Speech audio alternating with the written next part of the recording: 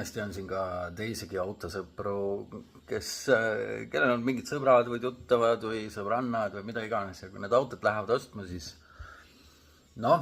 helistavad või kirjutavad teile, et kuule, et lähen seda autot ostma, et mida ma peaksin seal vaatama. Ja see on niisugune küsimus, mis mulle endale absoluutselt ei meeldina. Et nii mitmelgi põhjusel, tänapäeval on ChatGPT ja iga auto on individuaalne ja sa kunagi ei tea, mis ajalugu sellel autol on ja pärast ütled, et on hea auto ja siis see auto lendab laiali, siis kas oled sina süüdi või kui sina süüdi ei ole, siis tunned ikka ennast süüdi.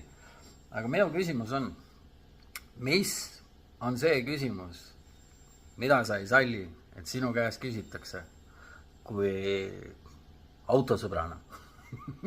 Meil kõigil on need küsimused, mingid teatud küsimused, mis meile üldse ei meeldi, kui küsitakse.